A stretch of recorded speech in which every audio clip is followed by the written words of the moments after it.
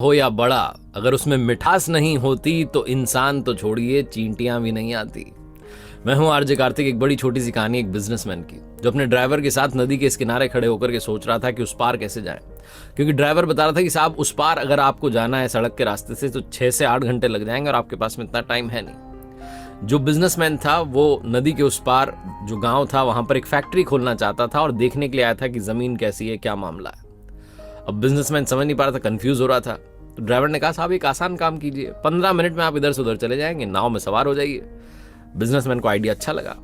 वो उतरा, नदी के किनारे पर देखा तो एक नाव वाला दिखाई दिया। उससे कहा भाई उस पार छोड़ दो। उसने कहा जरूर साहब, बैठ जाइए। नाव में सवार हो गया। अब उसको लगा कि 15 मिनट का रास्ता है, थोड़ी बातचीत करते हैं, बताते हैं इसको कि मैं कौन हूं, शायद पहचान नहीं पा रहा है। तो बिजनेसमैन ने कहा कि अच्छा ये बताओ, तुम्हें पता है नदी के उस पार जो है गांव में उधर फैक्ट्री खुलने वाली है। नाव वाले ने कहा साहब फैक्ट्री, ये क्या होती है? मैं तो फैक्ट्री के बारे में नहीं जानता। बिजनेसमैन को हंसी आ गई, बोले क्या अजीब आदमी है, तुम्हें ये नहीं पता कि फैक्ट्री क्या होती है? इतनी छोटी सी बात नहीं पता? नावल ने कहा हाँ साहब मुझे नहीं पता फैक्ट्री क्या होती है। थोड़ा आगे चले, बिजनेसमैन को लगा कि इसने मेरी फोटो तो देखी होगी, आज अखबार में छपी है, मीडिया ने कवर किया है। तो उसने पूछा कि तुमने आज अखबार पढ़ा? नावल ने कहा साहब मुझे पढ़ना नहीं आता, मुझे अखबार पढ़ना नहीं आता, मुझे कुछ सीखा नहीं मैंने जीवन में। बिजनेसमैन फिर से हंसने लगा कि अजीब आदमी हो, इतनी छोटी सी चीज नहीं आती तुम्हें, अखबार पढ़ना नहीं आता।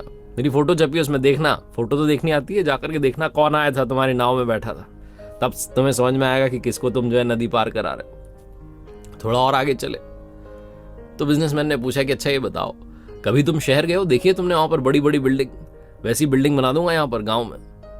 नावल ने कहा साहब शहर तो मैं कभी गया नहीं, मैं तो गाँव का ही आदमी हूँ, गाँव में ही रह गया।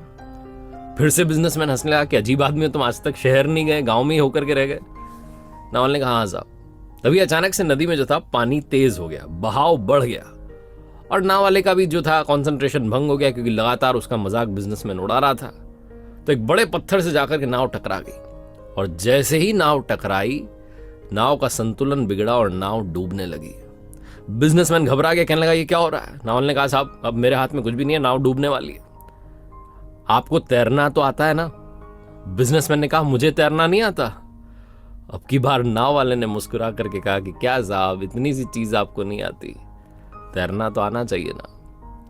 बिजनेसमैन हाथ जोड़ के लगा भाई मुझे बचा लो, बस मेरी जान बचा लो, बाकी सारी बातें बाद में कर लेंगे, मैं तुमसे क्षमा मांगता हूं, मुझे माफ करो, मुझे बचा लो।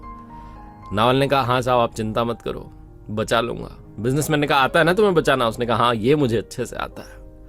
नावल ने कहा बस आप मेरी पीठ पकड़ के रहना, मैं आपको पार करा दूंगा। उसने बिजनेसमैन को उस बहती नदी में भी नदी पार करा दी।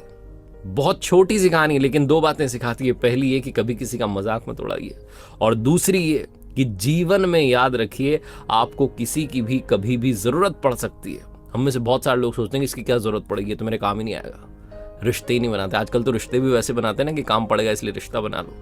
इस तरीके से रिश्ते बनाना बंद कीजिए, वरना लाइफ में बहुत बड़े संकट में पड़ जाएंगे। और हर इंसान की वैल्यू करना शुरू कीजिए, क्योंकि कई बार हो सकता है कि जो आपको आता है वो उसको नहीं आता, लेकिन कई बार कुछ ऐसा काम आ सकता है जो उसको आता हो लेकिन आपको नहीं आता हो। तो याद रखिए हर इंसान का सम्मान कीजिए।